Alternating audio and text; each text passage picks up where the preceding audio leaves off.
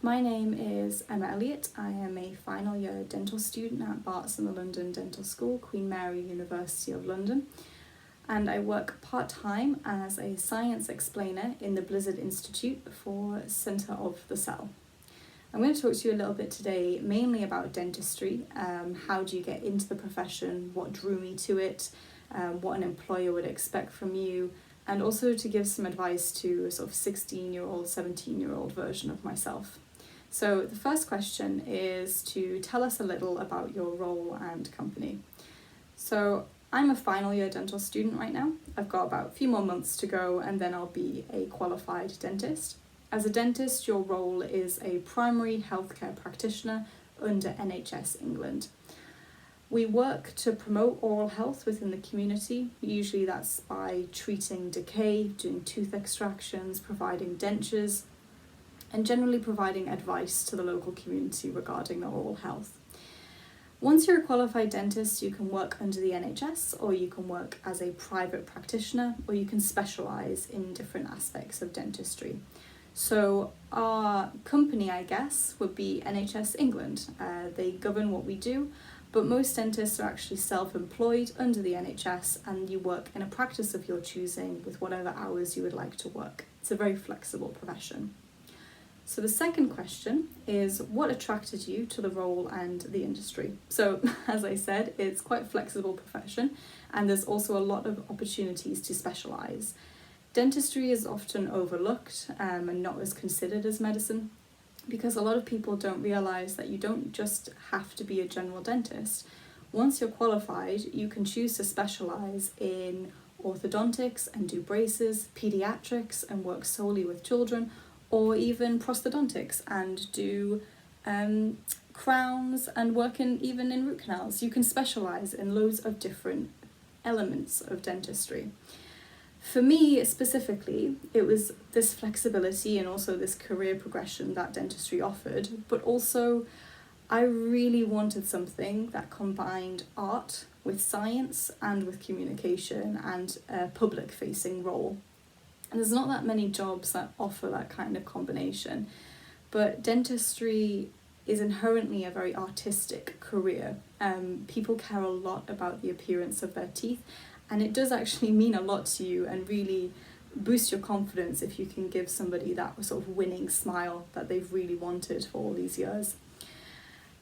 So for me, I think it was mostly the combination of artistic skills with the science, with the human anatomy, and also the flexibility and career progression. I just didn't see any other careers that combined all of those things for me. So the third question is, what pathways are there available to get into the role? So to get into dentistry, there are not that many flexible options to get into the profession. If you are 17, 18, you're going to enter dentistry through university, basically. You're going to go through UCAS, do your A-levels and apply, do an interview as well. The university course is 5 years long. It's difficult, it's a lot of hard work, but it's very rewarding. If you are a postgraduate, you already have a degree, then you can enter university as a postgraduate. You do exactly the same course, but you enter based on your degree level grade rather than your A-level grades. So to get into dentistry, you typically have to have 3 A-levels, of which 1 or 2 should be biology and chemistry, but it will say depending on what school you want to apply to. And also, if you're a postgraduate, I believe you need to have a 2-1 in a sort of science-based degree in order to enter dentistry. What key qualities are employers looking for? So I think on average, most employers within NHS England want dentists to be really strong communicators and have a good ethical and moral compass.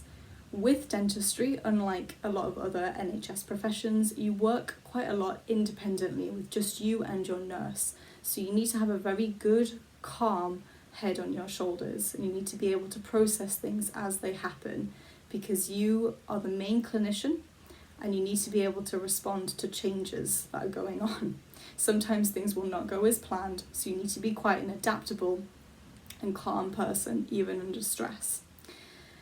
So I think most of the qualities an employer is looking for is to do with you as a person, like how you are, how will you adapt to things, and how you approach things. But in general, employers will also want to see a very high level of academic achievement. It's a stressful job, but you need to have the brains that go along with it. You need to be able to think things through logically. So most employers would obviously be looking for the degree, the Bachelor of Dental Surgery degree, and also for strong A-levels and any other qualifications that you might have picked up along the way. A lot of first aid courses are very desirable. And also you can choose, like I say, some people will specialise, but some people can also do courses in sedation or Botox that can bolster their CV and make them more desirable as a candidate to work in a specific surgery. So if I was to describe a typical day or week at my work, which is the next question, what is a typical day or week at my work? I'll go with a week because dentistry is quite flexible and a lot happens over the course of the week. So right now as a student, my week is split amongst lectures, treating patients that are both paediatric patients and adult patients, and working in the labs to practice my skills. So I think on average I'm in roughly 9 till 5 every day. I do adult and paediatric work on Mondays and Tuesdays, lectures on a Wednesday morning, and Thursdays and Fridays I will often spend time in the clinical skills lab learning and refining my skills in root canals, crowns and simple restorations. There's also often, I think the last time I was on this rotation was a Friday afternoon, but we would go to oral surgery on Friday afternoons and basically extract teeth, take out patients' teeth. So it's a very hands-on degree. I've been seeing patients since the end of my second year, and in some institutes that can be even earlier actually. So if you want to do dentistry as a career, you have to be prepared to get very hands-on at a very, very early stage. Generally, during this week, I will spend some time working at Centre of the Cell. Like I said earlier, my role there is as a science explainer, which is a public-facing communications role, which when I said earlier, what kind of skills or things would an employer be looking for from an employee within dentistry, working at Centre of the Cell is one of those things that I can bring up to demonstrate my ability to communicate with the public and with children in particular.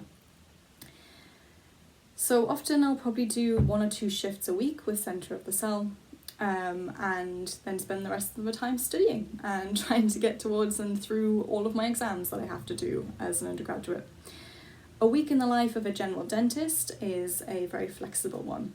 Some practices that you'll work in will want you to do a 9 till 5, other practices might want you to work on a Saturday, but you can very much dictate your hours as an associate, your hours as someone who works within that practice.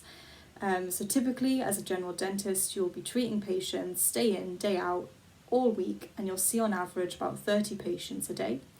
And you'll have a contract with the NHS where you have mutually agreed between you how much dental work you're going to provide in the local community.